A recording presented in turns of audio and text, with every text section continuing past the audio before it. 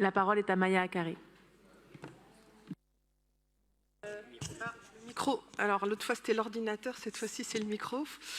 Madame la maire, mes chers collègues, mais vous savez, les écarts de salaire sont simplement la traduction du temps partiel que choisissent les femmes. Ou encore, mais vous savez, les femmes ne sont pas à l'aise dans les métiers de direction. Ou encore, mais vous savez, les femmes ont du mal à s'intégrer dans notre métier. D'autres phrases aussi, profondément misogynes, du type « Elle, directrice, tu n'y penses pas, elle ne sait pas gérer ses émotions ». Pire, en parlant d'une femme qui vient d'accéder à des responsabilités importantes. Elle n'a pas les compétences. Ou le fameux « elle est autoritaire », car c'est bien sûr, cela a même été prouvé scientifiquement, les femmes qui accèdent au pouvoir ou au haut poste sont génétiquement autoritaires ou autoritaristes, on le sait bien. Nous les avons toutes et toutes entendues, ces petites phrases dites comme une évidence, comme pour se rassurer, parce qu'après tout, on le sait bien. Pour justifier les écarts de salaire et de carrière des femmes ou la ségrégation genrée de certains secteurs. Elles permettent de mettre un terme au constat malaisant que peut-être l'organisation du travail, le fonctionnement de notre société ne sont pas très justes, que nous ne sommes pas tous égaux et égales face à l'emploi et qu'il conviendrait peut-être de faire quelque chose plutôt que rien pour y remédier.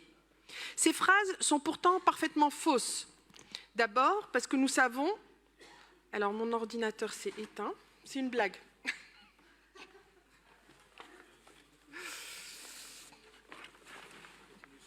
J'espère que je suis pas...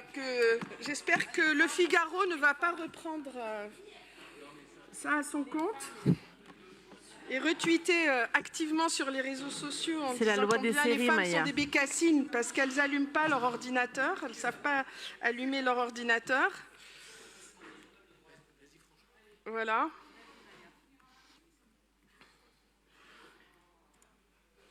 Donc, je reprenais, ces phrases sont pourtant parfaitement fausses, d'abord parce que nous avons, grâce au travail des économistes, que même en neutralisant le temps de travail, l'attribution des primes, les disparités en termes de qualification et de responsabilité professionnelle.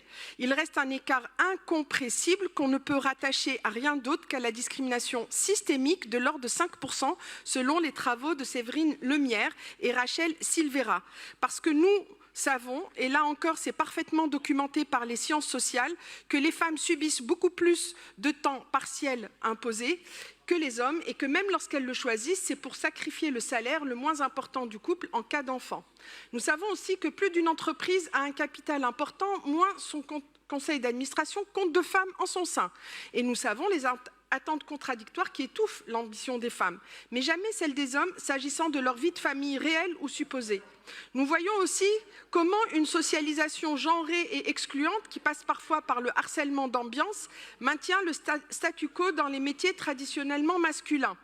Alors c'est bien d'écouter les femmes aussi, chers collègues, quand elles parlent, parce que là, je n'entends que le son de la voix des messieurs qui parlent haut et fort. Oui, tous ces facteurs d'inégalité sont des faits socio-économiques établis sur lesquels on peut agir.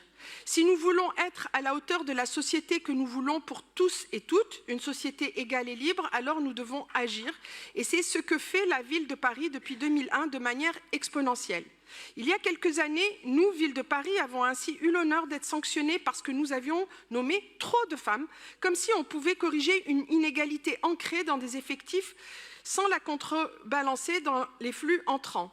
Nous l'avons assumé alors et assumons toujours d'aller au-delà de ce qu'exige la loi en la matière, parce que la ville, comme l'ensemble de notre société et de son histoire, n'ont déjà que trop tardé à reconnaître aux femmes leur juste place dans la vie professionnelle comme ailleurs. Le rapport égalité entre les hommes et les femmes que nous examinons aujourd'hui, dans le cadre du débat d'orientation budgétaire, montre bien l'effort réalisé et ses résultats tangibles. Parce que Paris est labellisé égalité professionnelle femmes-hommes et s'est donc engagé auprès de l'AFNOR à réaliser des décomptes précis et réguliers.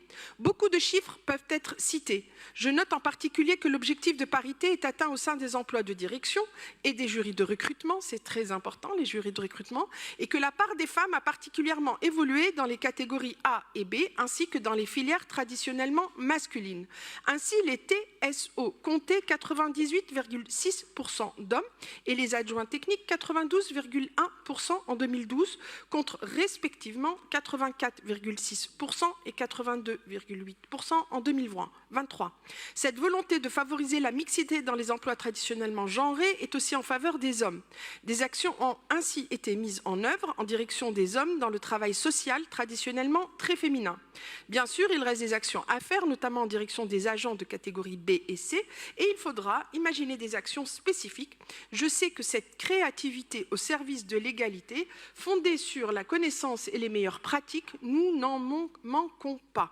Quant à la volonté, celle d'aller au-devant de l'égalité en tant qu'employeur pour mieux diffuser et incarner cette dynamique au sein de nos services publics et dans la société parisienne dans son ensemble, cette volonté, la ville l'a démontrée par l'exemple et continuera à la décliner pour demain avec la même vigueur. Je vous remercie.